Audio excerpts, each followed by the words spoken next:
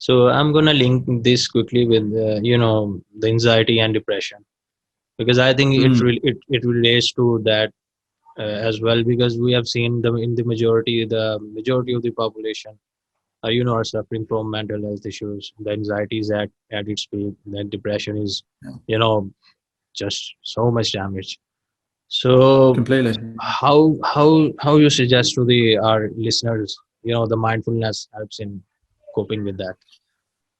Well, let's deal with anxiety first, because anxiety is obviously it can be debilitating in terms of panic attacks. But I think the best way to face anxiety is to realize the options we have when it arises, because quite often we go into fight and flight and freeze mode. Yeah. So when there's that tension, that discomfort in the body, something's wrong.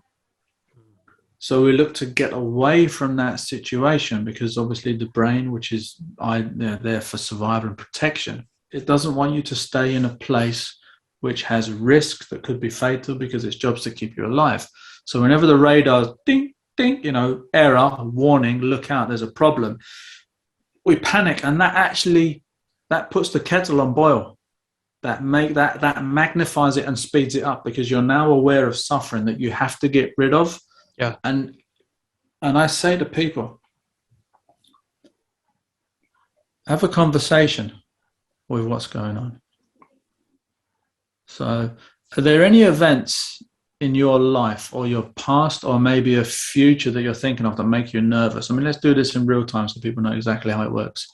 Could you bring to this moment, you don't need to tell me, keep it in your head, could you bring to me an event that you are willing to work on right now, that when you think about it and play it in your inner studio, it makes you feel a little bit nervous or anxious? Mm. Are you able to come up with an event that would make you feel a little bit worried or scared when you think of it? Yeah? Okay. Yeah. So what I want you to do is take a deep breath, exhale, and close your eyes. Close your eyes. Deeply relax. We're going to have a discussion with this nervousness. Notice I don't call it anxiety, because that can be a hat that you wear that you didn't need to. We're going to call it nervousness, because we can manage that. We don't need to run away from the monster. So I want you to repeat after me. Right now, I'm feeling nervous. Right now I'm feeling nervous. I completely accept that. I completely accept that. I thank my brain for looking after me. I thank my brain to look after. I am completely safe. I'm completely safe. This will pass. This will pass. Now, when you repeat that 3 to 5 times, paying attention to the physiology from the event that now would dial down and begin to disappear, you understand something very powerful. Yeah. When we're in fight, flight, and freeze mode, and you're anxious, which if you think of it as a volume dial, with anxious at 9 or 10, 8 and 9 is very nervous, yeah? Mm. So we're nervous, and then we're a little bit nervous, and then we're slightly and we're worried, and we dial it down so we don't have to face Godzilla.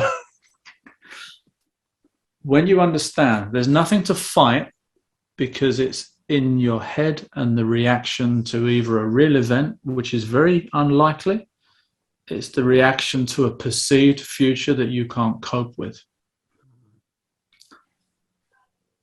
There's no freeze, because it isn't fear that could end your life. I.e., yeah. So what's left? Run.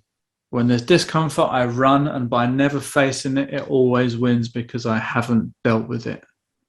When you no longer run and open up a channel of dialogue and actually understand that at the core level, it is a response and feedback that you can absolutely sit with in this moment and dial down, and it will go away in minutes. I've helped people that were borderline panic attack and about to lose their job completely manage their anxiety in 15 minutes.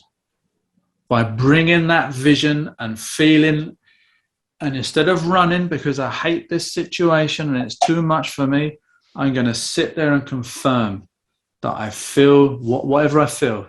Personalize it specifically for your growth. Take ownership. You might start with anxiety.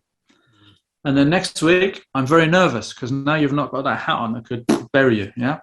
So right now, I'm feeling very nervous. That's fine. I accept it.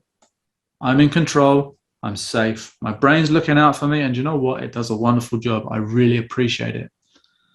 This will pass. And you repeat that and you repeat that. And what happens is it drops and it drops and it drops and it drops. And all of a sudden, that nervousness that we were about to goes, because for the first time in your life, instead of running and feeling overwhelmed and out of control, you have sat with it and realized it isn't a monster.